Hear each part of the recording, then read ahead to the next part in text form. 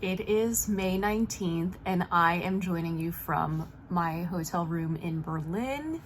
This is the view, kind of cute. So I thought I would film here before I head out to try to make the most of the rest of the day. I'm pretty jet lagged. It is 6:40 a.m. or it would be 6:40 a.m. Los Angeles time. I think it's almost 4 Berlin time. I'm here for a friend's wedding and I'm very tired. And I just want to share that, May is Mental Health Awareness Month, and I actually haven't been doing that well. And I think what happened about a month ago on social media really affected me, and I haven't really been able to feel like regrounded and like myself. So I've noticed that I'm extra sensitive to how other people perceive me or how I think they perceive me when, I don't know, I've talked so much about how doing like the work to like yourself, to love yourself, and I'm just feeling a little bit rocky these last couple of weeks. But I will give you a quick update. So last Thursday, and I have my computer here to remind me what I did. Last Thursday, I ended up grabbing lunch with with someone who actually helped coordinate one of my first big speaking engagements in 2017 after I got fired. And it was cool to catch up with her. And then on Saturday, the 20th, was the Universal Peace Gala that Greg had gotten invited to or been asked to perform at. So I invited a handful of friends, and yeah, it was nice. It was an eclectic group of people that I was able to invite. Dinner was late. It was a really interesting group of people that ended up coming, but it was fun to get dressed up and go to a gala, take a photo with Rinpoche, and learn more about what he's trying to build. And the tagline was, "Let's make peace more fashionable than love," more fashionable than war, or let's make love more fashionable than war. Love or peace, but it was a good event. Sunday, I ended up,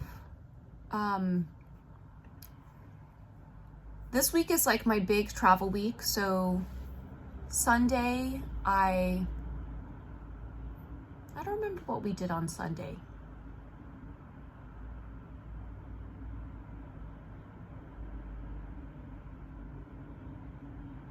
Yeah, I think maybe we just took it easy. I'll have to go back. I don't see anything on my calendar. And then Monday I traveled. I had a flight early in the morning,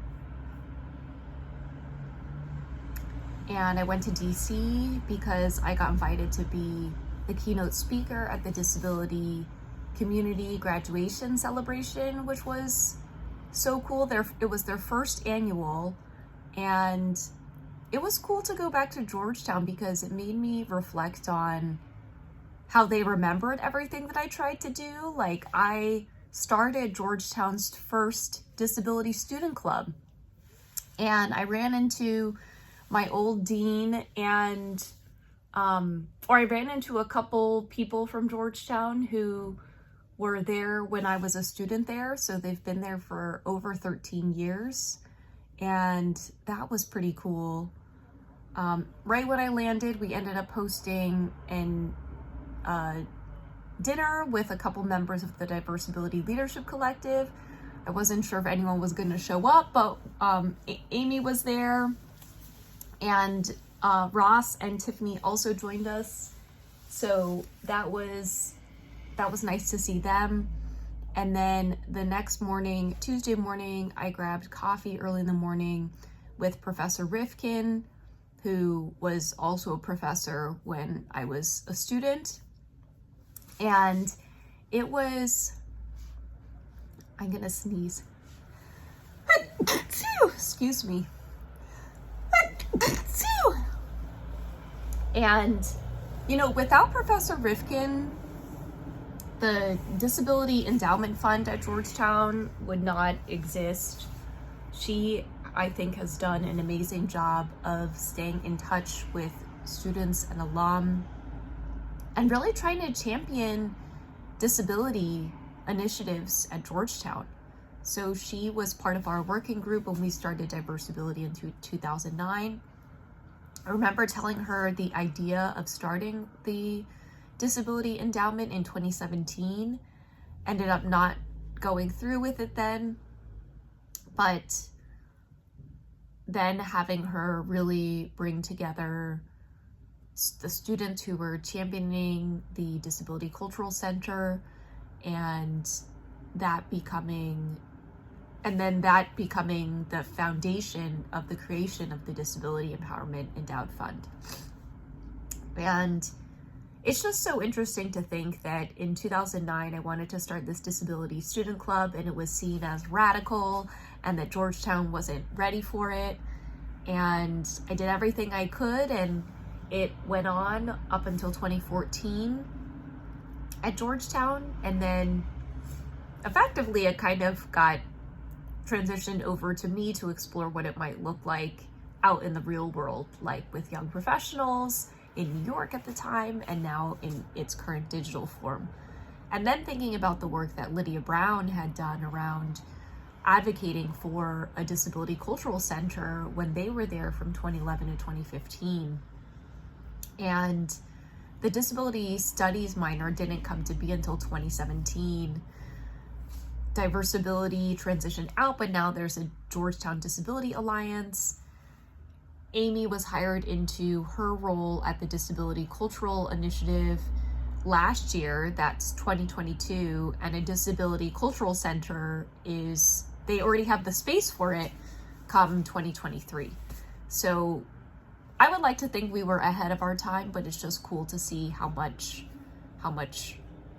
progress has been done at the campus. And then the president of the university requested a meeting with me. I didn't know what we were going to talk about, and that was pretty cool. Like, I never would have thought that they would want to meet with me. So that was the day, and then I ended up flying back the next morning and got back in, arrived back in LA around noon. And May is also AANHPI month, Asian American Native Hawaiian Pacific Islander month. And I was talking to another one of my friends, and I don't know, I think I'm just feeling extra sensitive. There have been a lot of AANHPI events that have been happening this month, and I haven't really gotten invited to a lot of them. And it kind of reminds me of how, like, my first TEDx talk is called The Power of Exclusion. And I just feel like I feel extra sensitive to, like, not being invited to things. But I have to remind myself that we all have limited time, and I am being invited to a lot of other things. So, but it still doesn't feel good. I mean, there was an event that happened this week that a lot of my peers were at, and I got, like, named to this brand's list, to their AANHPI list a couple of years ago, and I didn't get an invite. So it happens.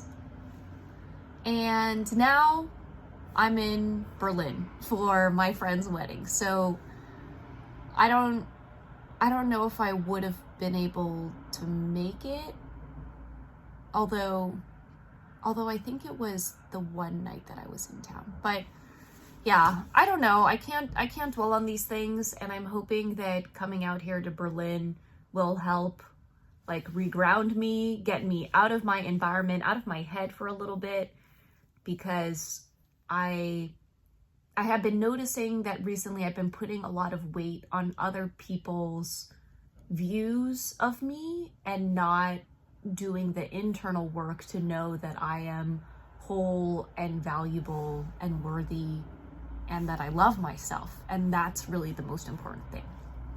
So maybe these will change the weekly updates because I haven't been doing as good of a job of recording daily updates, but I appreciate you.